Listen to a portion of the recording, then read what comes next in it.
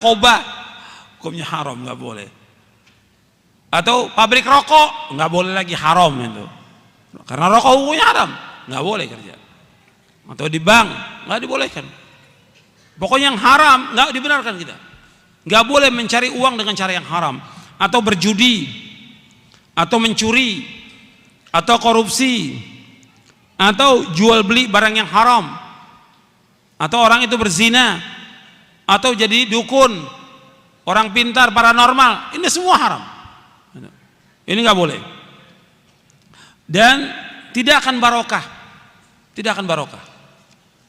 Udah haram, semua yang haram nggak ada barokahnya. Semua yang haram nggak ada barokahnya. Dan merusak dirinya, merusak istrinya, merusak anaknya, merusak agamanya, merusak akalnya. Nggak barokah. Makanya untuk perhatikan. Bahkan ancamannya apa? Neraka. Kata Nabi SAW, kullu jasadin nabata min suhtin fannaru aula bih. Setiap daging yang tumbuh dari yang haram, neraka yang lebih patut bagi dia. Maka jangan cari yang haram. Mengambil uang orang, menipu, khianat kepada orang, mengambil uang kantor, uang yayasan, nggak boleh. Harus dia bekerja dengan cara yang halal, nggak boleh mengambil yang haram. Saya bacakan hadisnya, antum lihat di halaman 39. Nabi SAW bersabda, inna ruhal qudus nafatha fi raw'i anna nafsan lan tamuta hatta tastakmila ajalaha wa tastaw'iba rizqaha fajmilu fi talab wa la yahmilanna alakum istibta'u rizqi ay yatlubahu bi ma'siyatillah fa inna Allah ta'ala la yunalu ma indahu illa bi ta'atihi. Sesungguhnya Ruhul Qudus, malaikat Jibril, membisikkan ke dalam hatiku bahwa sesungguhnya jiwa seseorang tidak akan meninggal dunia sebelum ajalnya sempurna dan rezekinya disempurnakan. Maka perbaikilah dalam mencari rezeki. Janganlah keterlambatan datangnya rezeki membawa seorang di antara kalian untuk mencari rezeki dengan cara bermaksiat kepada Allah. Karena sesungguhnya Allah Ta'ala, apa yang ada di sisinya tidak bisa diraih kecuali dengan mentaatinya. Hadis ini sahih, diriwayatkan oleh Imam Abu Nuaim Al-Asbahani dalam kitabnya Hilyatul Auliya dari sahabat Abu Umam Al-Bahili, disahihkan oleh Syekh Albani di dalam Sahih Al-Jami' As-Saghir. Antum lihat di sini. Perhatikan di sini bahwa seorang tidak akan mati sampai jatah rezekinya habis. Kalau jatah rezekinya habis, baru dia mati. Kalau jatah rezekinya belum habis, nggak akan mati dia. Meskipun sudah ditembak, ya 100 pelor umpamanya, kalau Allah belum tentukan mati, dia nggak akan mati. Kalau rezekinya belum habis, jatahnya belum habis, nggak akan mati dia. Perhatikan ini ketentuan dari Allah SWT. Kemudian yang kedua di sini Nabi menyuruh kita fa'ajmilu fit talab. Maka baiklah kalian dalam mencari rezeki. Cari usaha yang halal. Ribuan yang halal, masih ribuan banyak yang halal.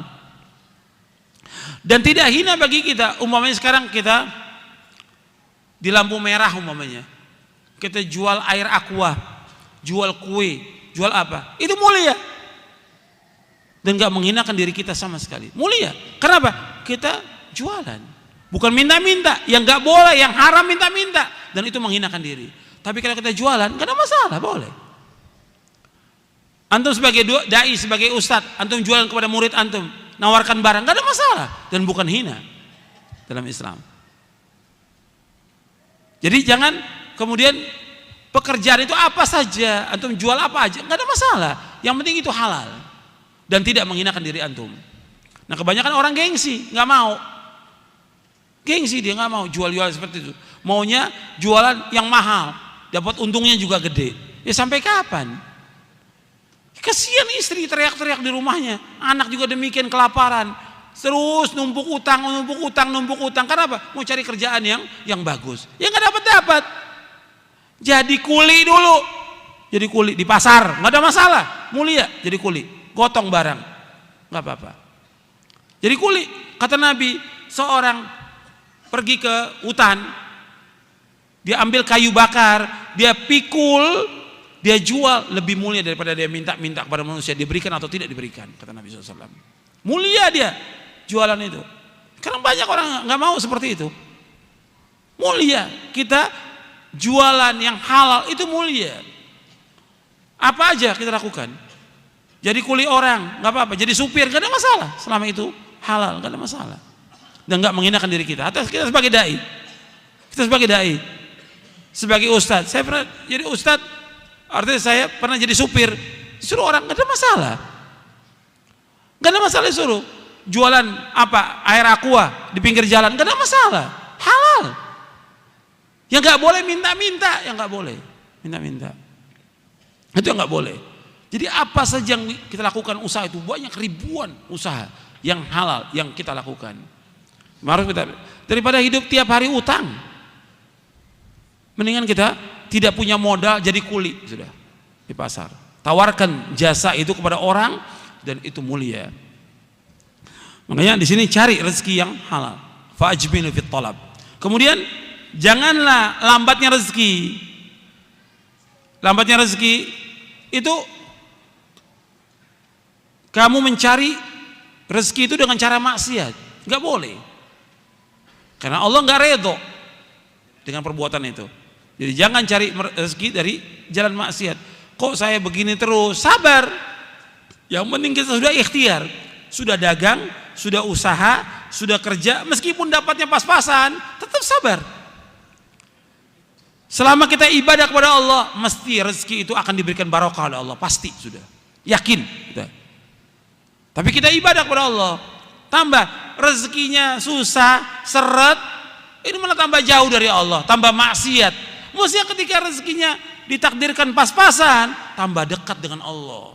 Tambah rajin sholatnya, tambah rajin sholat malamnya, tambah rajin doa kepada Allah siang dan malam. Doa kepada Allah, Allah akan berikan. Allah berjanji, wa qala rabbukum ud'uni astajib lakum. Allah berfirman, "Hendaklah kalian berdoa kepada aku, pasti aku akan kabulkan." Allah berjanji akan mengabulkan doa-doa hambanya.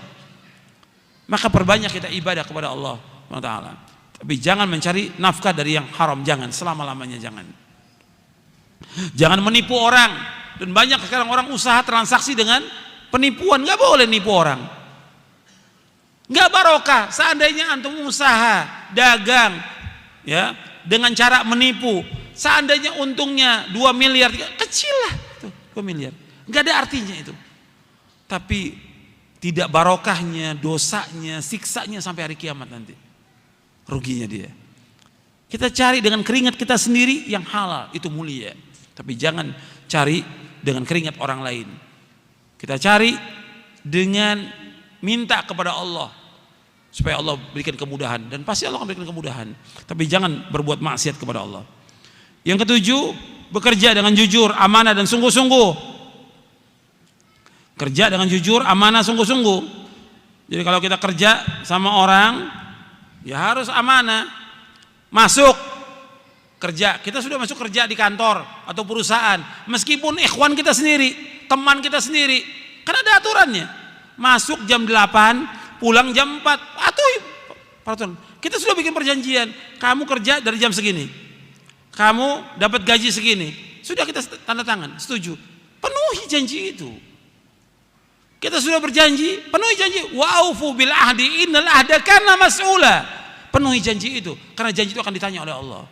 Kita sudah tanda tangan, kita kerja di perusahaan itu, bahwa kita dari jam 8 sampai jam 3 atau jam 4. Laksanakan dengan baik tugas itu. Tidak menghalangi ibadah kita kepada Allah. Di tengah-tengah itu kita masih bisa melaksanakan ibadah kepada Allah Subhanahu wa taala. Kemudian yang perhatikan, amanah dalam bekerja itu, laksanakan tugas dengan baik. Walladzina hum li amanatihim wa ahdihim ra'un. Dan sungguh beruntung orang yang memelihara amanah dan janjinya. Jadi seorang muslim, dia wajib bekerja, wajib mencari nafkah untuk dirinya, istrinya, orang tuanya, wajib. Dan kalau dia sudah bekerja, usaha, dia harus amanah, nggak boleh khianat, dan dia juga harus jujur dan sungguh-sungguh kerja itu. Jangan malas-malasan, sungguh-sungguh. Ini harus kita perhatikan dalam masalah kita bekerja. Kadang-kadang orang sudah dikasih nikmat oleh Allah bekerja, nikmat sudah. Apakah dia sebagai guru, apakah dia di satu perusahaan, Masya Allah, ikhwan kita juga dan jauh dari maksiat, nggak campur lagi perempuan, usahanya jelas halal, itu bersyukur pada Allah, kerja dengan baik. Ini banyak yang kadang-kadang malas-malasan, sehingga kadang-kadang ada orang untuk merekrut karyawannya mencari orang awam, kata mereka lebih baik daripada cari ikhwan sendiri. Kenapa? Kalau ikhwan sendiri kadang-kadang bandel, tidak amanah, bolos mulu katanya, kaselan. Apa kaselan? Males. La haula wala quwwata illa billah. Sampai seperti itu, dan ini terjadi. Saya cerita terjadi yang seperti itu. Sampai akhirnya dicari orang awam. Mesti kan cari ikhwan sendiri lebih baik. Karena mereka juga punya istri, punya anak. Cuma karena begitu. Waktu jam 8 masuk kerja, dia masuknya jam berapa? Jam 10. Nggak boleh dalam Islam, tidak boleh. Dia harus penuhi janji, itu harus penuhi.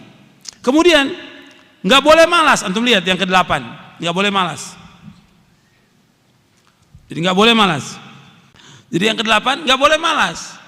Ini banyak orang yang malas, sudah miskin, tinggal di rumah kontrakan, kemudian anaknya 4, sekolah, bangunnya jam berapa? Habis sholat subuh, bangun ntar jam 9. Ya, jam 9 baru bangun, ngopi dulu, ngerokok dulu, baru kemudian jalan. Gimana datang rezeki?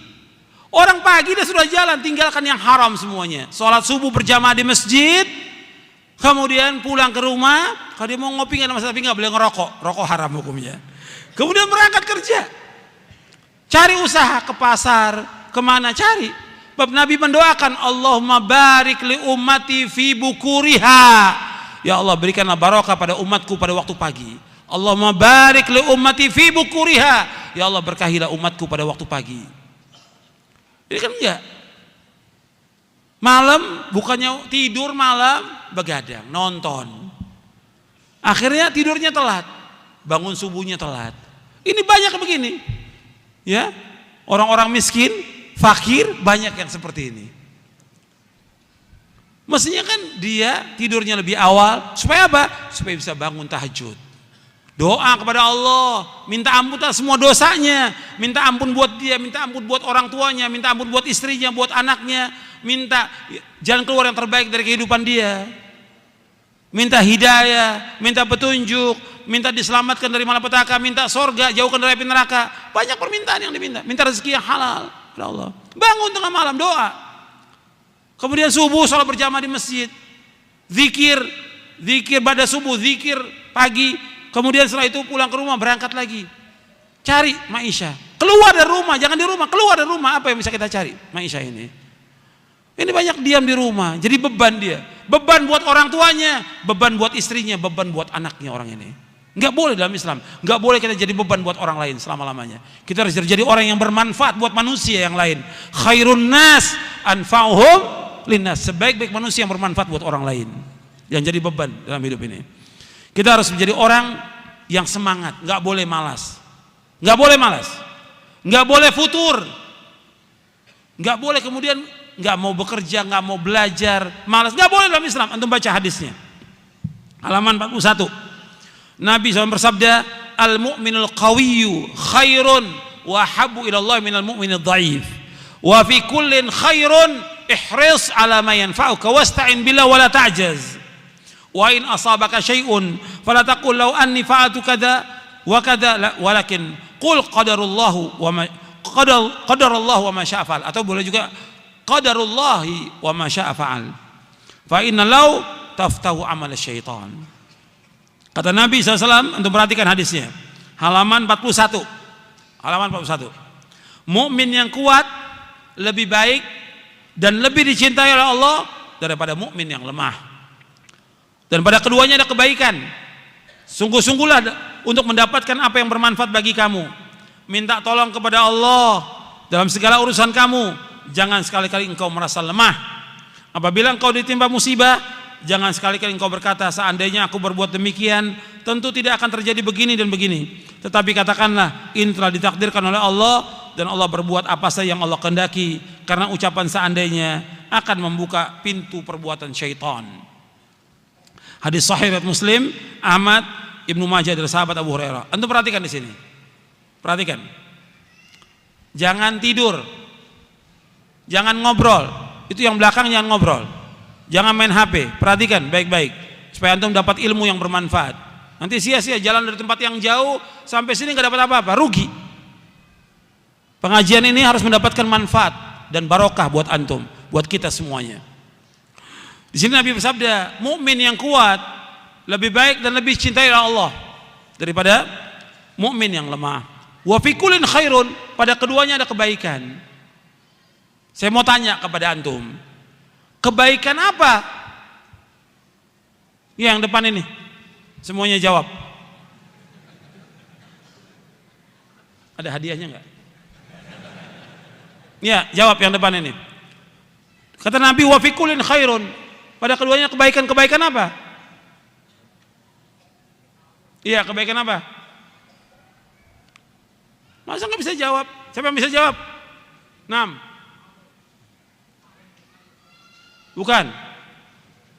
Kata Nabi, mukmin yang kuat lebih baik daripada mukmin yang lemah. Wa fi kullin khairun, pada keduanya ada kebaikan. Kebaikan tentang apa?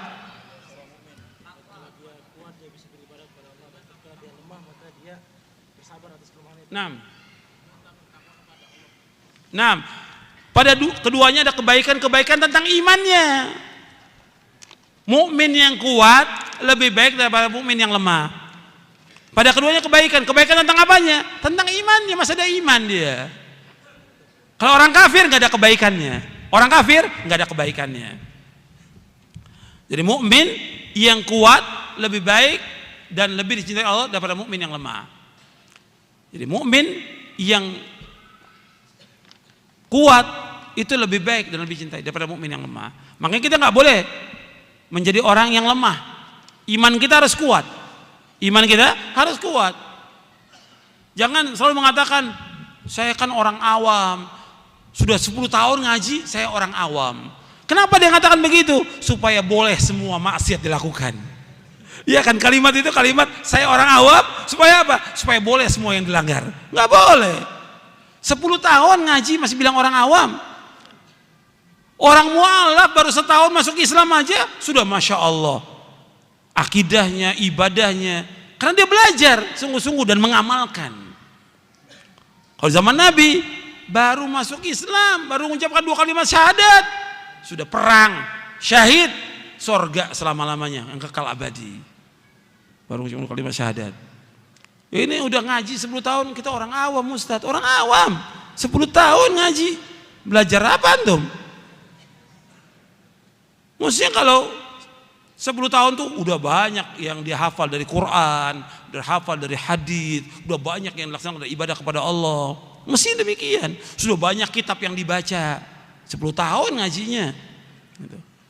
Iya, harus seperti itu orang Islam. Nggak boleh jadi orang yang lemah. Kemudian kata Nabi, perhatikan di sini. Ihris ala ma yanfa'uka wasta'in bila wala ta'jaz. Berkemauan keraslah kepada apa yang bermanfaat bagi kamu. Minta tolong kepada Allah, jangan lemah. Ini perhatikan, kita harus berkemauan keras kepada yang bermanfaat. Mencari nafkah, saya tanya kepada antum, manfaat atau tidak? Manfaat. Nuntut ilmu, manfaat. Harus kita berkemauan keras kepada yang bermanfaat bagi kita. Membantu orang tua, membantu istri, membantu anak, membantu orang fakir miskin, harus kita punya semangat. Berkemauan keras kepada yang bermanfaat bagi kamu, terutama berkaitan dengan nuntut ilmu. Berkemauan keras. Nuntut ilmu harus punya kemauan yang keras. Ibadah kepada Allah punya kemauan yang keras.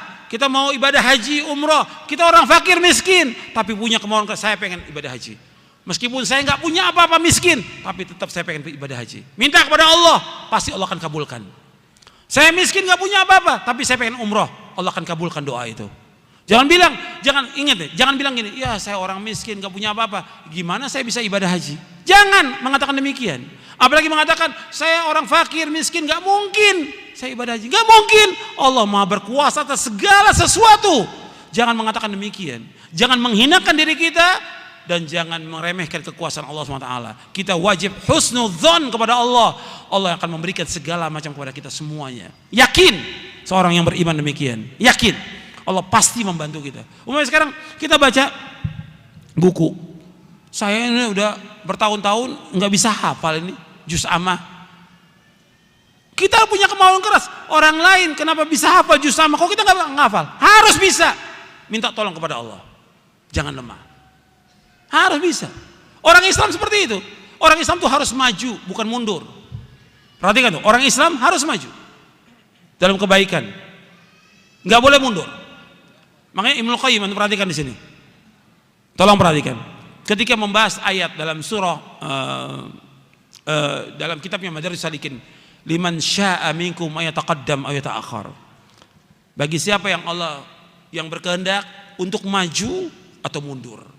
Kata Ibnu Qayyim rahimahullah rahmatan wasi'ah, orang muslim dia harus maju, nggak boleh mundur dia. Apapun yang dihadapi harus maju dia dalam kebaikan, nggak boleh mundur. Maju adalah menuju surga, mundur berarti neraka. Kata Ibnu Qayyim rahimahullah rahmatan wasi'ah. Maju surga, mundur neraka. Makanya kita harus maju orang Islam, berkemauan keras kepada yang bermanfaat, mencari nafkah manfaat. Nggak boleh jadi beban buat orang lain, harus cari nafkah kita. Cuma tinggal kita bagi waktunya. Waktu kita buat ibadah kepada Allah, waktu buat membaca Al-Quran, waktu kita buat nuntut ilmu, waktu buat mencari nafkah, waktu buat istri kita, waktu buat anak, waktu buat hadir majelis taklim. Harus kita ngatur waktu. Waktu kita buat olahraga, ada waktu. Tinggal pandai nggak kita mengatur waktu itu. Kalau kita pandai mengatur waktu, kita akan jadi orang yang sukses, orang yang beruntung kita. Harus kita banyak waktu yang sia-sia kalau kita lihat. Bukan hanya orang awam, hatta talabatul, hatta para dai banyak yang waktunya berantakan. Urusannya sibuk dengan yang sia-sia, nggak ada manfaatnya sama sekali. Makanya kita harus berkemauan keras kepada yang bermanfaat. Tapi ingat di sini, wasta'in billah, minta tolong pada Allah. Jangan kita andalkan akal kita, jangan kita andalkan kepintaran kita, jangan kita andalkan kekuatan kita, tapi minta tolong pada Allah. Bahwa kita pada hakikatnya lemah, nggak punya apa-apa dan punya kemampuan. Minta tolong pada Allah SWT. Dalam semua hal kita minta tolong pada Allah. Kemudian wala ta'jas, jangan lemah. Jangan lemah, jangan malas, jangan lemah. Orang beriman harus kuat, nggak boleh lemah, nggak boleh patah semangat. Gagal, nggak boleh patah, terus jalan. Usaha dagang gagal, dagang ini gagal, terus nggak boleh berhenti. Tetap pasti suatu waktu Allah akan berikan jalan peluang yang terbaik, yang Allah ganti puluhan kali lipat dari kerjaan sebelumnya. Pasti yang seperti itu. Yakin, husnudzon kepada Allah dan minta tolong pada Allah. Itu orang beriman. Orang yang beriman itu harus punya semangat yang kuat dan tinggi, nggak boleh lemah, nggak boleh rendah. Karena Allah mencintai orang-orang yang punya akhlak yang mulia dan tinggi. Dan Allah nggak suka orang-orang yang punya akhlak yang rendah. Allah nggak suka. Karena Allah, kata Nabi, yuhibbu ma'alil umur wa yakrahu safsafaha. Allah mencintai akhlak yang mulia yang tinggi, dan Allah tidak suka kepada akhlak yang rendah. Patah semangat, malas, ini akhlak yang rendah. Nggak boleh orang yang beriman punya akhlak yang rendah. Harus semangat. Antum sekarang belum hafal Quran, saya harus bisa hafal Quran. Nggak semuanya bisa 2 juz, 3 juz, harus. Saya belum bisa baca kitab ini, harus bisa saya baca kitab. Saya belum bisa usaha dagang, saya harus bisa dagang ini. Biar bermanfaat. Begitu orang Islam, harus maju dan harus berkembang, nggak boleh mundur dia. Kalau kena musibah, kita bilang takdir Allah ini, qadarullah ma syaa fa'al. Jangan kita mengingat, coba kalau dulu saya begini, kalau saya begini, nggak boleh kalau, karena kalau seandainya membuka pintu peluang setan. Kemudian saya bawakan di sini bahwa seorang muslim, antum lihat di halaman 42. Halaman 42 saya bacakan ini. Seorang muslim wajib melaksanakan ibadah kepada Allah dengan sungguh-sungguh, menuntut ilmu dengan sungguh-sungguh, melaksanakan sholat dengan sungguh-sungguh, mencari nafkah harus sungguh-sungguh untuk mendapatkan rezeki yang halal, dan dia wajib minta tolong kepada Allah dan jangan sekali-kali dia lemah dan malas. Seorang muslim harus bangun pagi-pagi sebelum waktu subuh. Ingat tuh, bangun sebelum subuh. Udah bangun. Orang muslim bangun sebelum subuh. Kemudian sholat witir. Kalau bisa sholat tahajud dulu 2 rakaat, sholat witir. Kemudian berdoa. Kemudian istighfar, minta ampun kepada Allah. Kemudian sholat subuh di masjid dengan berjamaah. Setelah sholat, hendaklah ia berzikir, membaca zikir pagi. Kemudian setelah itu berjalan untuk mencari nafkah. Nabi SAW mendoakan orang Islam yang bangun pagi hari dan berusaha di pagi hari. Allahumma barik li ummati fi bukuriha. Ya Allah, berkahilah umatku pada pagi hari. Hadis ini sahih diriwayatkan Imam Ahmad dan diriwayatkan juga oleh Imam Abu Daud. Yang kesembilan yaitu tawakal hanya kepada Allah dan tidak bersandar kepada rezeki. Tawakal kepada Allah. Kita harus tawakal kepada Allah, serahkan urusan ini kepada Allah SWT.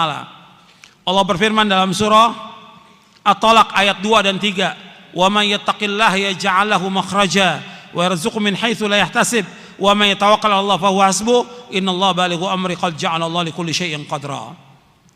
Barang siapa yang takwa kepada Allah, maka Allah akan membukakan jalan keluar baginya dan dia memberinya rezeki dari arah yang tidak disangka-sangka. Dan barang siapa bertawakal kepada Allah, niscaya Allah akan mencukupkan keperluannya. Sungguh Allah melaksanakan urusannya. Sungguh Allah telah mengadakan ketentuan bagi segala sesuatu. Tawakal tidak menafikan ikhtiar. Ikhtiar baru tawakal. Saya ambil contoh, ya. Seorang dia sakit. Dia mengatakan saya tawakal kepada Allah. Benar atau tidak? Saya ulangi, jangan tidur. Ya. Orang ini sakit, dia katakan saya sakit, ya saya tawakal kepada Allah. Benar atau tidak? Yang benar bagaimana? Berobat dulu. Setelah berobat ini ikhtiar, baru dia tawakal. Kata Nabi, likulli da'in dawa, fatadawau, wala tatadawau biharam. Setiap penyakit ada obatnya. Berobatlah kalian. Fatadawu, berobatlah kalian. Wala tatadawu biharam. Jangan berobat dengan yang haram. Jadi berobat dulu, sembuh atau tidak serahkan kepada siapa? Kepada Allah. Tapi dia sudah ikhtiar. Ada orang lagi mengatakan, ya saya usaha begini aja. Saya tawakal kepada Allah. Ikhtiar dulu. Saya pengen dapat rezeki, saya diam di rumah. Ya nggak bisa rezeki itu datang. Ikhtiar dulu. Ke pasar atau bawa dagangan atau tawarkan barang kepada orang, baru tawakal kepada Allah. Kadang orang umpamanya mengatakan saya pengen jadi orang pinter, memahami tentang ilmu syar'i, tapi dia nggak pernah ngaji, nggak pernah nuntut ilmu. Benar atau tidak? Tawakal kepada Allah. Nggak bisa. Belajar dulu, baru kemudian dia tawakal kepada Allah. Ada orang mengatakan saya ini tawakal kepada Allah, saya pengen punya anak, tawakal kepada Allah, tapi dia nggak nikah. Ini nggak waras namanya yang seperti ini. Ya harusnya nikah dulu. Kemudian dia minta kepada Allah keturunan. Nikah dulu, jalankan syariatnya sesuai dengan syariat. Kemudian minta kepada Allah SWT. Dan yang lainnya lagi, semua seperti dalam Islam. Jadi harus dia tawakal kepada Allah dengan apa? Dengan ikhtiar dulu. Makanya ketika ada seorang sahabat yang datang ke Masjid Nabawi, kemudian dia ontaknya dilepas. Tawakal kepada Allah. Apa kata Nabi? I'qilha tsumma tawakkal Allah. Ikat dulu ontanya, baru tawakal kepada Allah. Jangan kita ngaji motor, kita orang ngaji motor nggak bakal ada orang ambil. Kita kan mau sholat di masjid, sudah kuncinya taruh aja di motor, sholat, motornya hilang sudah. Alasannya tawakal, tidak bisa. Justru kalau perlu ke masjid itu kuncinya ganda. Gitu. Jadi motor kuncinya ganda, karena orang banyak maling di masjid. Jadi tawakal itu dengan apa? Ikhtiar dulu. Kunci dulu motornya atau mobilnya, baru tawakal kepada Allah. Itu Nabi yang mengajarkan demikian. Kemudian selanjutnya, Nabi menyebutkan kalau kita tawakal kepada Allah, Allah berikan rezeki. Antum lihat hadisnya di halaman 44. Lau annakum tatawakkaluna 'ala Allahi haqqa tawakkuli la razaqakum kama yarzuqut tayra taghdu khimasan wa taruhu bitana. Kata Nabi, kalau seandainya tawakal kepada Allah dengan sebenar-benar tawakal, Allah akan berikan rezeki kepada kalian sebagaimana Allah memberikan rezeki kepada burung. Pagi hari dia keluar dalam keadaan lapar, sore hari pulang dalam keadaan kenyang. Nabi umpamakan seperti burung. Burung tiap hari keluar, ya. Keluar cari rezeki. Sore hari pulang sudah kenyang. Hadis ini sahih riwayat Imam Ahmad, Tirmidzi dan yang lainnya. Kita disuruh tawakal, suruh cari nafkah, suruh bekerja, suruh usaha. Tapi ingat, bekerja, usaha, dagang jangan melupakan zikir kita kepada Allah, jangan melupakan ibadah kepada Allah. Itu penting itu. Kemudian yang ke-10, memiliki sifat qanaah, ridho, puas dengan apa yang Allah karuniakan. Jadi kita ajarkan diri kita, istri kita, anak kita untuk qanaah. Qanaah itu artinya puas dengan rezeki yang Allah berikan kepada kita. Puas, merasa cukup dengan apa yang ada. Ini penting loh. Masalah qanaah ini penting. Kita harus mempunyai sifat qanaah. Nabi bersabda, qad aflaha man aslama wa rizqa kafafan wa qana Allah bima ata. Sungguh beruntung orang yang masuk Islam, diberikan rezeki yang cukup dan dia merasa puas dengan apa yang Allah berikan kepadanya. Jadi, sungguh beruntung orang yang masuk Islam, diberikan rezeki yang cukup dan dia merasa puas dengan rezeki yang Allah berikan. Kita harus merasa puas dengan rezeki yang Allah berikan kepada kita, terus syukuri nikmat itu. Kalau kita syukur setiap rezeki yang datang kepada kita, dapat rezeki 1.000, 5.000 rupiah, 10.000 setiap hari, cukup buat istri kita, anak kita, terus bersyukur kepada Allah. Sebab Allah berfirman, la in syakartum la azidannakum wa la in kafartum inna adzabi lasyadid. Seandainya kamu syukur, Allah akan tambahkan rezeki. Kalau kamu kufur, azab Allah sangat pedih. Kemudian juga Nabi bersabda sallallahu alaihi wasallam, antum lihat di halaman 46, man asbaha minkum aminan fi sirbihi mu'afan fi jasadihi inda uqutu yaumi fa kana mahizat lahu dunya. Barang siapa di antara kalian berada di pagi hari dalam keadaan aman pada dirinya, merasa sehat badannya, mempunyai persediaan makan untuk hari itu, maka seakan ia diberikan dunia. Antum perhatikan di sini. Hadis ini hasan. Riwayat Bukhari dalam Al-Adabul Mufrad. Orang yang pagi hari dia aman. Aman, enggak terjadi peperangan, enggak terjadi kekacauan, aman dia. Yang kedua, sehat dia. Yang ketiga, dia punya hari itu makan. Cukup dia. Makan cuma hari itu. Punya umpamanya beras itu cuma segelas. Yang dia masak cukup buat dirinya, istrinya, anaknya. Kata Nabi, dia seolah-olah memiliki dunia dan seisinya. Subhanallah. Cukup, makanya qanaah, puas dengan apa yang ada. Kita punya beras, punya kecap untuk makan, cukup hari itu. Sama istri dan anak kita. Syukur kepada Allah. Betapa banyak orang-orang yang gak punya seperti kita. Syukuri. Nah itu harus diajarkan kepada diri kita, istri kita, anak kita demikian. Diajarkan, harus sabar dengan apa yang Allah berikan. Allah tahu kondisi kita fakir, miskin, susah. Allah tahu tidak? Allah tahu. Allah Maha tahu. Tapi Allah sengaja untuk menguji kita agar kita tambah dekat dengan Allah. Kita tambah ibadah kepada Allah, agar tambah kita zikir kepada Allah, tambah ingat kepada Allah. Itu maksudnya.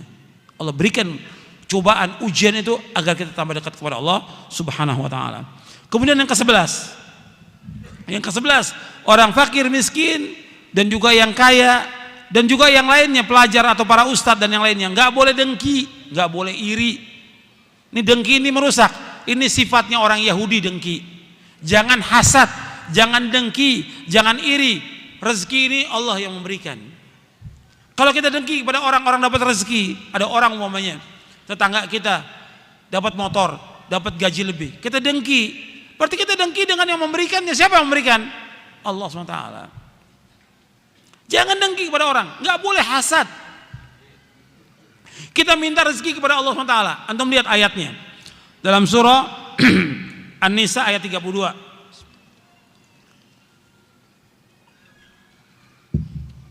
Dalam surah An-Nisa ayat 32 Allah berfirman, wala tatamannau ma faddalallahu bi ba'dakum ala ba'd lirijal nasibu mimma iktasabu walin-nisa'i nasibu mimma iktasab was'alullaha min fadlih innallaha kana bikulli syai'in alima.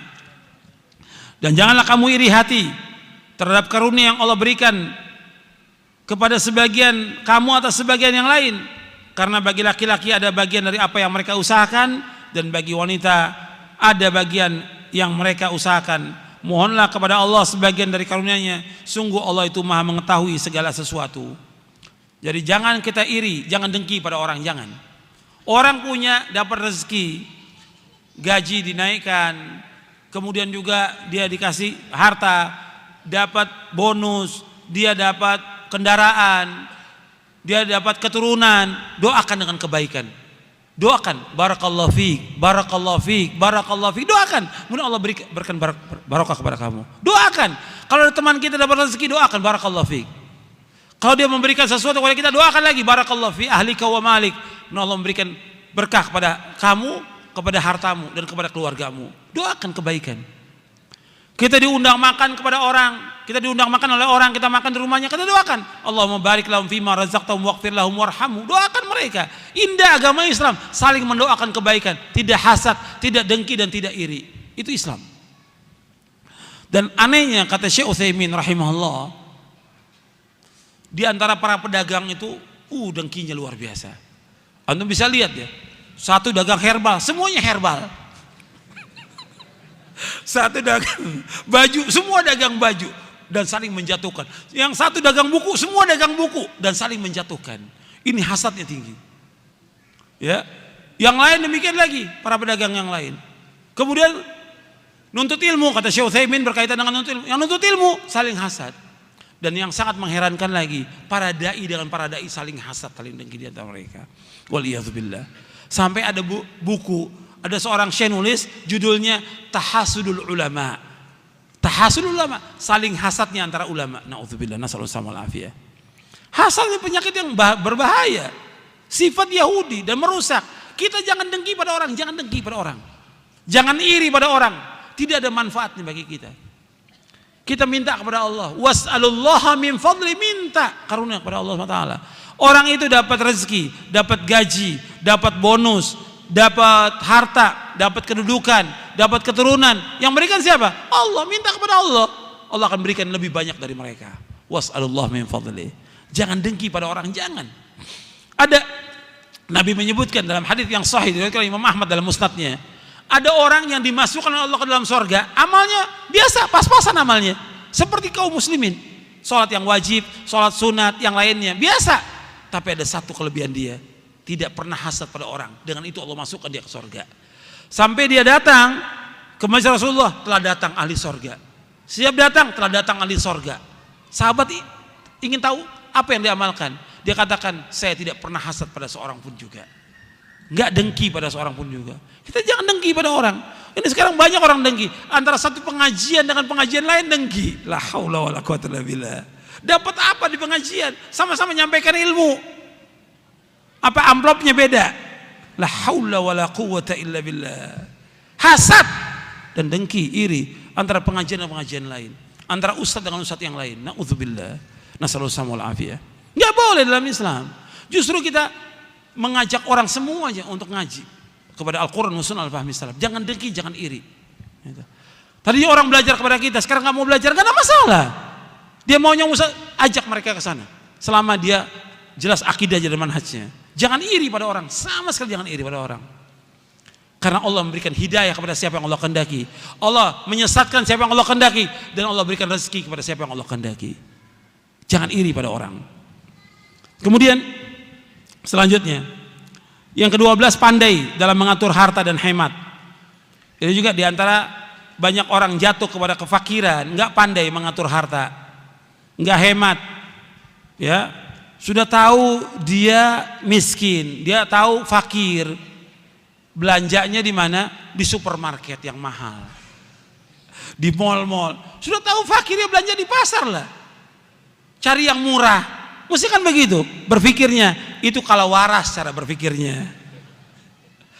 Cari yang murah pasar. Jangan mau belanja, saya mau di mall aja, di supermarket. Ya mahal harganya. Kadang-kadang bedanya juga tinggi, beda jauh bedanya. Makanya ini atur supaya hemat. Kadang-kadang tuntutan itu membuat orang itu tambah fakir, tambah miskin, dan terakhir apa? Banyak utang. Makanya nanti saya teruskan ini yang ke-14 nanti. Yang ke-13, selalu bersyukur kepada Allah dan bertakwa kepada Allah. Karena dengan banyak bersyukur dan bertakwa kepada Allah akan dimudahkan rezeki kita. Makanya kita nasihati orang-orang fakir miskin, antum bertakwa kepada Allah, antum ibadah kepada Allah, antum perbaiki sholat antum bangun sholat tahajud, antum ngaji, insya Allah Allah beri rezeki. Nasihatnya gitu kepada orang miskin. Suruh kembali ibadah kepada Allah SWT. Kerja tetap, disuruh kerja tetap, tapi ibadah tetap harus kepada Allah SWT. Kemudian yang ke-14, jangan membenturkan hawa nafsu untuk berutang. Nah ini yang sering ini, semuanya hidupnya utang, ya, akhirnya dia menjadi tukang utang. Gak boleh dalam Islam seperti itu. Utang boleh dalam Islam. Utang, ayat yang terpanjang dalam Al-Quran, dalam surah Al-Baqarah, ayat tentang utang, boleh. Tapi jangan turunkan hawa nafsu untuk utang. Kalau kita mampu kita beli, kalau enggak kita sabar. Kalau kita mampu, ini enggak semuanya utang. Semuanya, sepeda utang, perabot rumah tangga utang, bajunya utang, baju utang, kerudung utang, semuanya utang. Nggak boleh, susah nanti hidupnya dia. Dan kesian juga kalau dia meninggalkan hutang buat istri dan anaknya. Dia mampu, dia beli, nggak sabar dia. Sabar. Udah hidup dengan apa yang ada. Dengan apa yang ada. Itu para sahabat demikian. Para sahabat hidupnya nikmat mereka. Mereka terus ibadah kepada Allah, mereka kerja, mereka usaha, mereka dagang, mereka mencari nafkah. Mereka nggak memperturutkan hawa nafsu untuk berutang. Kalau betul-betul terpaksa baru mereka utang. Tapi mereka tepat janjinya, nggak seperti sekarang. Waktunya bayar utang, afwan ya akhi, afwan. Saya nggak perlu afwan, saya perlu duitnya. Afwan. Bulan depan afwan lagi. Saya nggak mau dibayar dengan afwan, saya mau dibayar pakai uang. Antum pinjam uang kan sama saya, bayar dengan uang, bukan dengan afwan.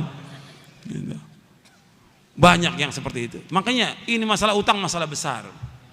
Dan ingat, Nabi tidak mau menyolatkan orang yang punya utang 2 dinar. Nabi gak mau sholatkan. Dan utang ini akan ditutup sampai hari kiamat. Semua orang yang mati syahid dosanya diampuni kecuali utang, kata Nabi. Yughfaru lisyahidi kullu dzanbin illa dain. Diampunkan semua dosa orang yang mati syahid kecuali utang. Utangnya tetap akan dituntut sampai hari kiamat. Maka jangan gampang-gampang antum berutang. Nabi tidak mau sholatkan orang yang berutang 2 dinar. Gak mau Nabi sholatkan. Jadi ingat itu, ajarkan istri kita, anak kita jangan gampang-gampang utang. Dan orang kalau sudah berutang, kalau berbicara mesti bohong. Kalau berjanji mesti menyalahi janji. Ini sabda Nabi. Orang kalau sudah berutang, kalau ngomong mesti bohong, dusta.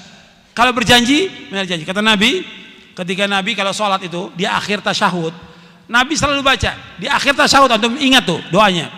Allahumma inni a'udzubika min adzabi jahannam wa min adzabil qabr wa min fitnatil mahya wal mamat wa min syarri fitnatil masiihid dajjal. Allahumma inni a'udzubika minal ma'thami wal maghrami. Yang terakhir ini, Allahumma inni a'udzubika minal ma'thami wal maghrami. Ya Allah, aku berlindung kepada Engkau dari dosa dan utang. Aisyah bertanya, Rasulullah, kenapa engkau banyak berdoa kepada Allah berlindung dari dosa dan utang? Apa kata Nabi? Innar rajula idza gharima hadatsa fakadzaba wa wa'ada fa akhlafa. Sesungguhnya apabila seorang itu dia utang, maka dia berbicara mesti dusta, mesti bohong. Kalau berjanji mesti dia menyalahi janji. Dan ini kenyataan. Dan ini tanpa kecuali yang seperti ini. Yang orang awamnya, yang penuntut ilmunya, yang ustadznya. Ini nggak benar yang seperti ini. Harus diperbaiki lagi, akhlaknya diperbaiki lagi. Gitu. Kalau utang harus bayar. Kalau kita sudah janji sepekan, sebulan, 2 bulan bayar. Kalau 2 bulan sudah kita usaha untuk bayar, kita nggak mampu bayar, kita bilang datang kepada orangnya. Maaf, saya ini sudah usaha, ikhtiar, tapi saya belum mampu untuk bayar. Ngomong kepada orangnya, ngomong. Dan orang yang mengutangkan, dia harus memberikan tempo.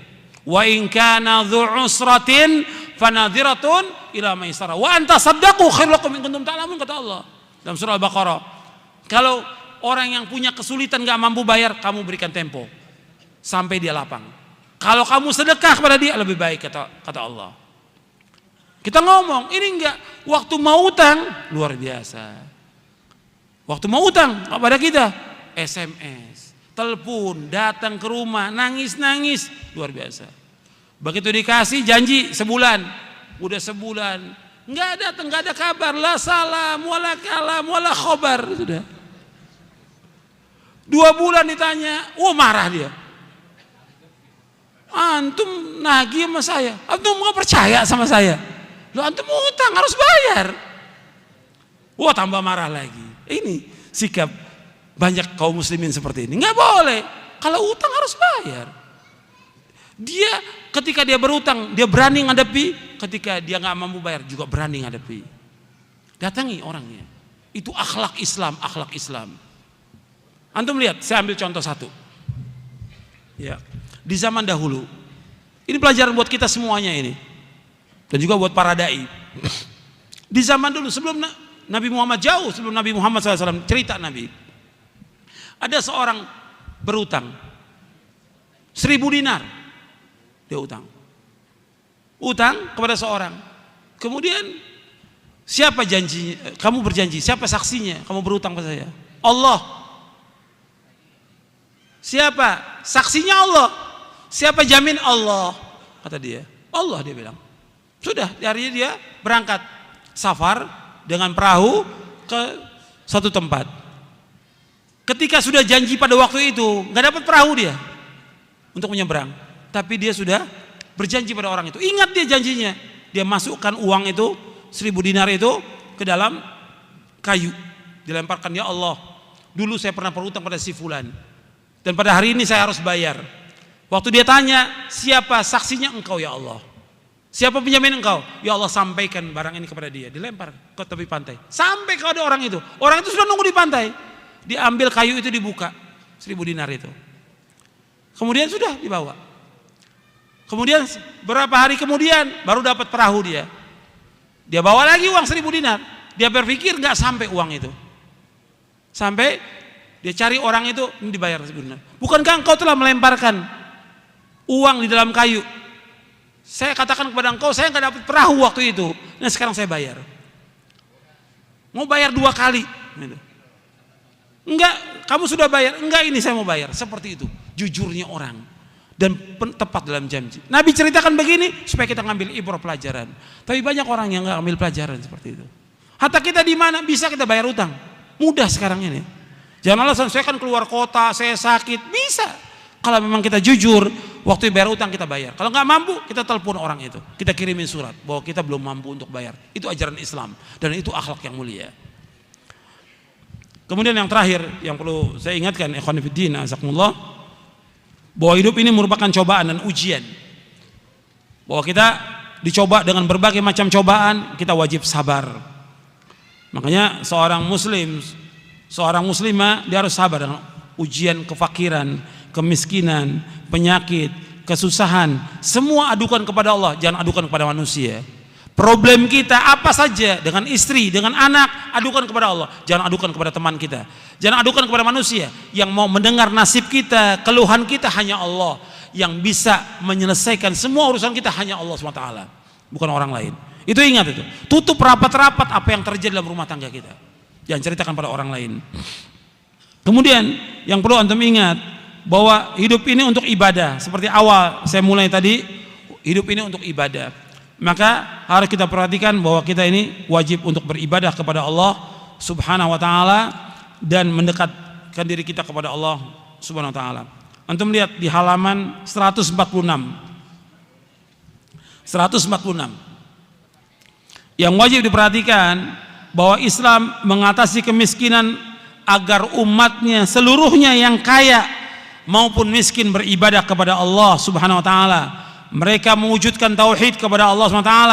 Jadi wajib diingat, bukan sekedar memberikan santunan, makanan dan uang kepada fakir miskin, tapi tujuannya adalah agar mereka beribadah kepada Allah, mentauhidkan Allah, melaksanakan salat 5 waktu, puasa di bulan Ramadan, melaksanakan kewajiban yang lainnya. Mereka berzikir kepada Allah SWT.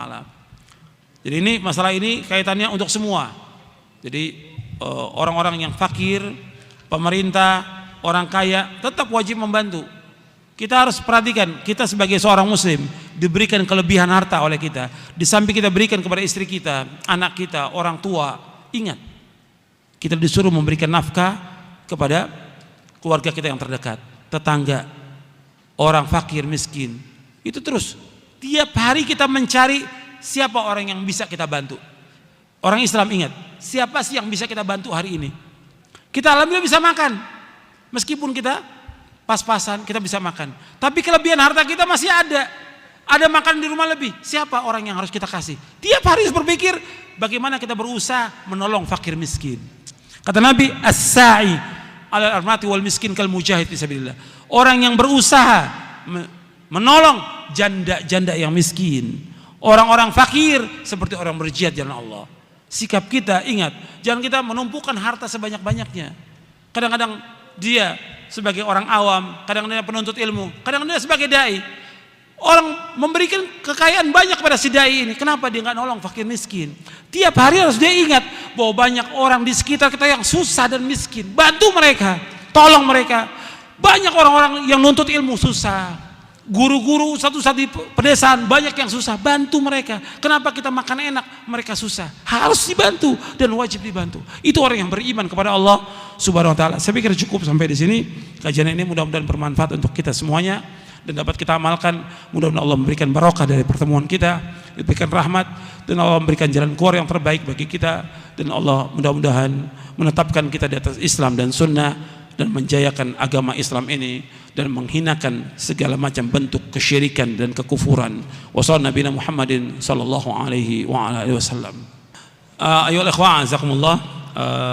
Ada pertanyaan yang masuk karena yang hadir banyak ya, ribuan. Pertanyaan juga banyak, ratusan. Tapi nggak mungkin semua dijawab. Nggak mungkin. Jadi waktu kita terbatas dan juga kita alhamdulillah dikasih di Masjid Agung Sleman ini diizinkan sampai zuhur. Jadi kita pas zuhur sudah berhenti. Jadi ini ada sedikit pertanyaan yang bisa saya jawab, ya saya jawab, yang tidak wallahu a'lam bishawab.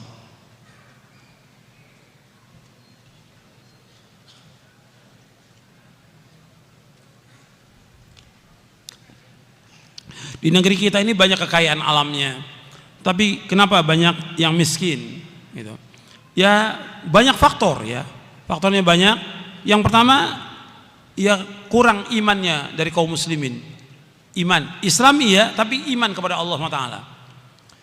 Kurang juga mereka melaksanakan tauhid kepada Allah SWT. Kurang mereka melaksanakan ibadah kepada Allah.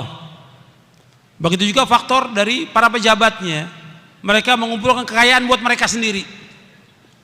Ya, waktu kampanye kita akan membela rakyat, waktu kampanye. Begitu dapat kedudukan, bela rakyat enggak? Enggak. Dapat kursi, dia bela buat dirinya, kekayaan buat dirinya. Sampai apa? Sampai korupsi, masuk penjara dia. Banyak nggak yang begitu? Banyak. Nah, itu juga membuat apa? Kekayaan nggak merata kepada rakyat ini. Yang mestinya mereka sampaikan, tapi mereka korup dari harta rakyat itu. Belum lagi yang lainnya lah, banyak. Kepandaian juga untuk menggali alam yang ada ini juga kurang ya dari kaum muslimin.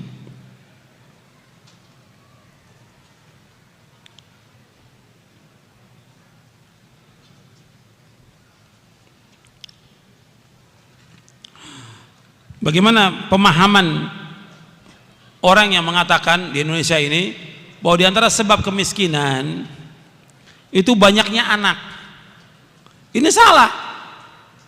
Ini pendapat yang batil, pendapat yang sesat. Yang benar justru setiap anak itu membawa rezeki. Bahkan Nabi Muhammad sallallahu alaihi wasallam menyuruh kita mengawini wanita yang banyak anaknya. Nabi bersabda, tazawwajul waludal wadud fa inni mukatsirum bikumul umam. Adalah kalian mengawini perempuan yang banyak anaknya, yang penyayang, aku akan berbangga dengan banyaknya umat pada hari kiamat.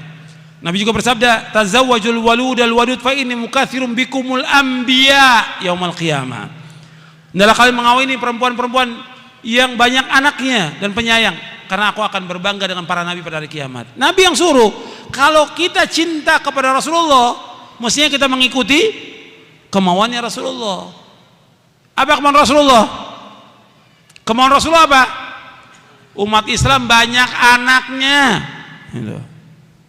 Jadi bukan yang KB, bukan. Ya, bukan menyetop kelahiran hukumnya haram dalam Islam. Membatasi kelahiran hukumnya haram dalam Islam, nggak boleh.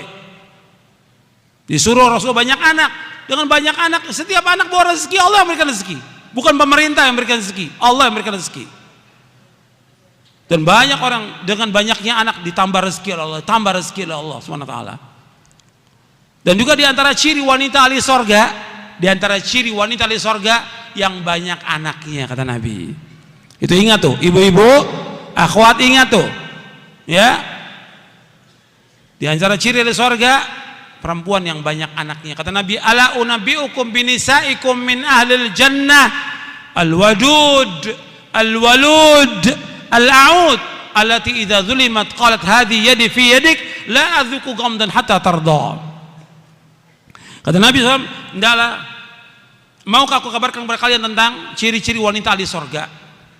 Ciri wanita ahli sorga yang pertama, al-wadud, yang penyayang, sayang kepada suaminya, sayang kepada anaknya. Al-walud, yang banyak anaknya. Yang ketiga, al-aud, yang banyak dia bertaubat kepada Allah dan selalu minta maaf kepada suaminya. Apabila dia dizolimi, dia mengatakan, ini tanganku di tanganmu dan aku nggak bisa tidur sampai engkau ridho. Subhanallah, ya. Nah, di sini Hasan dimasukkan oleh Syekh Al-Albani dalam Sahih Jami' Shaghir.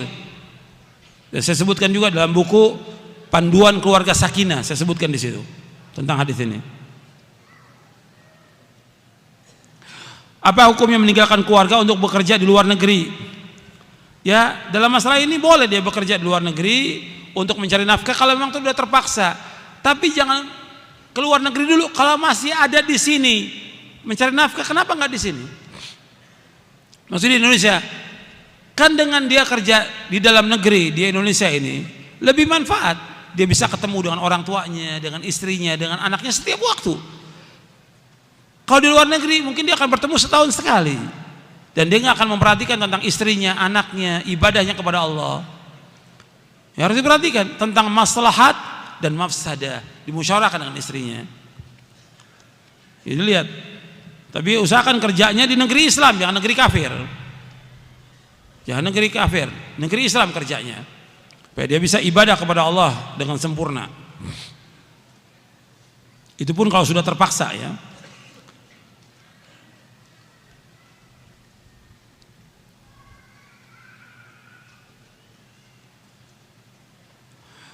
Bagaimana kita supaya bisa terhindar dari utang? Ini pembicaraannya masalah utang panjang ini, ya. Ada buku saya membahas tentang kiat-kiat supaya kita terhindar dari utang. Ruh seorang mukmin tergantung dengan hutangnya. Saya sebutkan di situ tentang doa-doa juga agar kita terhindar dari hutang. Di antara tadi, kita harus sabar dengan kemiskinan yang ada, bersyukur kepada Allah, nikmat Allah, kemudian jangan mudah-mudah untuk berhutang. Dan kalau kita hutang, kita segera bayar. Jangan ditunda. Kalau kita ada, segera. Dan ingat, membayar hutang itu wajib. Makanya apa yang ada yang bisa kita jual di rumah kita untuk kita bayar hutang. Sama juga ketika kita sudah berniat untuk haji. Haji wajib. Kita punya mobil nggak wajib, punya sawah nggak wajib, punya kebun nggak wajib, punya emas nggak wajib. Haji wajib. Dulu kan haji, jual semuanya untuk haji. Sekarang kalau haji dengan hutang, yang mana dulu? Hutang dulu bayar, baru berangkat haji. Hutang dulu dibayar.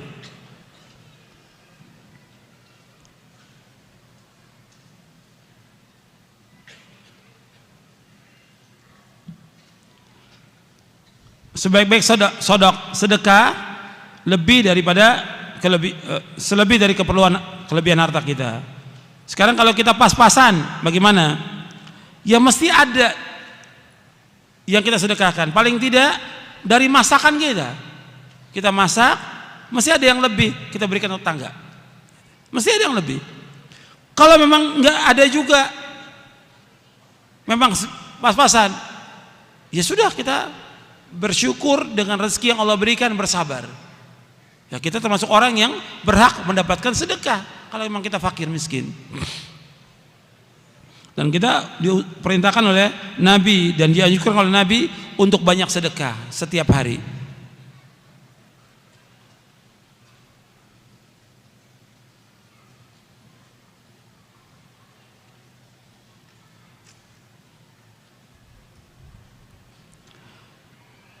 Bagaimana tentang masalah dakwah sunnah ini?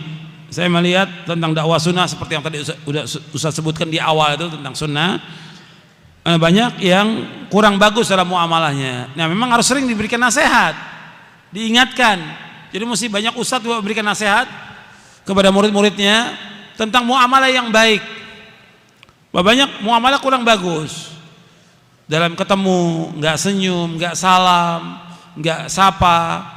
Kemudian juga muamalah juga ketika jual beli nggak bagus, kasar, akhlaknya nggak baik. Ini diperbaiki dengan perjalanan waktu.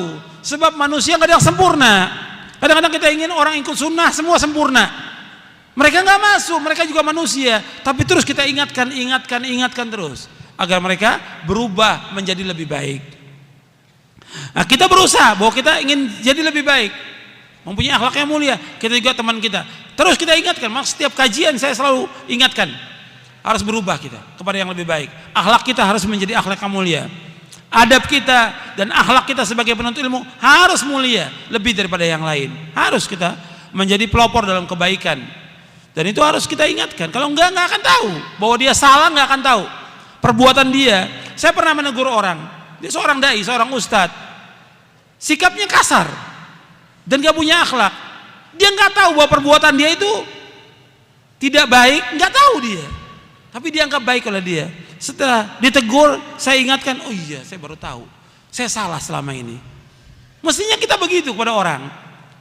Disampaikan, kita kadang melihat orang, dia langsung nuduh aja, cerita pada orang, ustadz ini nggak benar ini.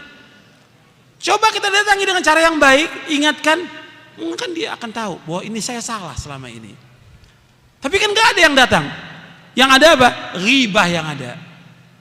Ghibah. Coba datang, ingatkan, jelaskan kepada dia bahwa perbuatan kamu ini salah. Kamu nggak punya adab kepada orang yang lebih tua. Ingatkan.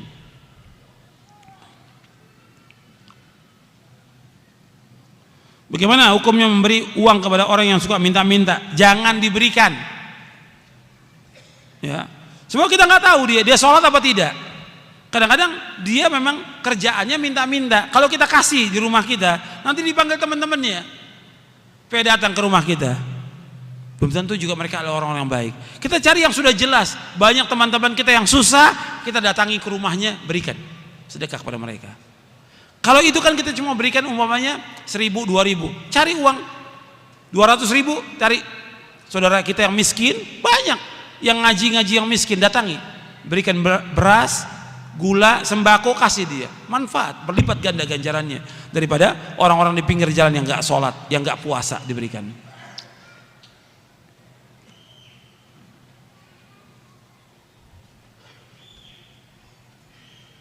Bagaimana tentang masalah ibadah kepada Allah dan sedekah? Ibadah kepada Allah juga akan menghilangkan dosa kita.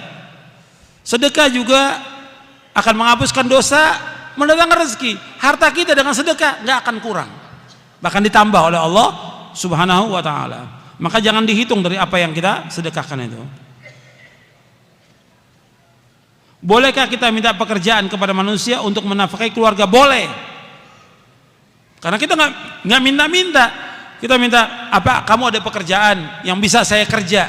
Kita minta supaya dia mencarikan pekerjaan untuk kita, boleh. Karena dalam rangka ta'awun 'alal birri wa taqwa, bukan minta-minta uang. Yang nggak boleh minta uang buat pribadi kita, buat anak kita nggak boleh. Tapi minta pekerjaan, kamu kan pengusaha, ada nggak pekerjaan buat saya supaya saya dapat kerjaan yang dengan itu saya dapat gaji, bisa menafkahi istri dan anak saya? Boleh dalam Islam seperti itu. Dan dalam rangka ta'awun 'alal birri wa taqwa. Tapi ingat, yang dia minta jelas gitu kepada orang yang memang punya pekerjaan dan punya usaha mintanya. Ada juga orang yang minta pekerjaan kepada siapa? Kepada ustadz. Ya ustadz punya kerjaan apa? Dia juga sama-sama susah. Ini banyak, ini salah alamat. Saya banyak di SMS orang, ustadz ada kerjaan apa ya? Saya juga kerjaannya pas-pasan ini. Mesti tanya kepada orang yang punya usaha, punya perdagangan, punya segala macam, punya toko. Datang pada dia, antum punya apa? Butuh tenaga enggak? Saya mau jadi jadi cleaning service atau jadi apa, nggak ada masalah, yang penting halal.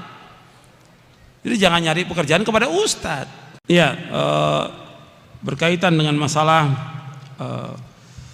sedekah, kita utamakan sedekah itu kepada keluarga, orang tua, anak, sanak famili, kemudian kepada orang-orang miskin, tetangga dan yang lainnya. Allah sebutkan dalam berapa ayat, antum bisa lihat nanti dalam surah Al-Baqarah ayat 215, di surah Al-Baqarah juga ayat yang 260-an ke atas itu, kemudian surah-surah yang lain, kemudian juga di surah An-Nisa ayat 36.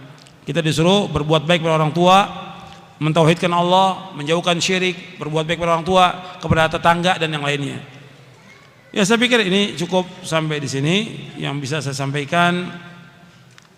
Kurang lebihnya saya mohon maaf karena waktu kita dibatasi sampai zuhur, dan kita bersyukur kepada Allah, terima kasih kepada pengurus yang ada di masjid ini, kita masih diberikan waktu dan kesempatan untuk memberikan kajian dan nuntut ilmu di tempat ini. Mudah-mudahan bermanfaat untuk kita semuanya, dan mudah-mudahan kita bisa mengamalkan.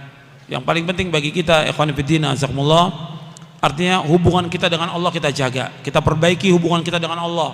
Kita harus ikhlas, kita harus jujur, tawakal, mengharap, cinta kepada Allah, perbaiki itu. Kemudian juga hubungan dengan manusia kita jaga hubungan kita dengan orang tua, dengan istri, dengan anak, dan keluarga kita jaga. Insya Allah Allah akan berikan kebaikan buat kita. Itu saja, dan tetap kita terus menuntut ilmu syar'i dan melaksanakan ibadah kepada Allah dengan ikhlas dan ittiba. Wassallallahu nabiyana Muhammadin sallallahu alaihi wasallam. Kurang lebihnya saya mohon maaf. Subhanakallahumma bihamdik, asyhadu an la ilaha illa anta, astaghfiruka wa atubu ilaik. Assalamualaikum warahmatullahi wabarakatuh.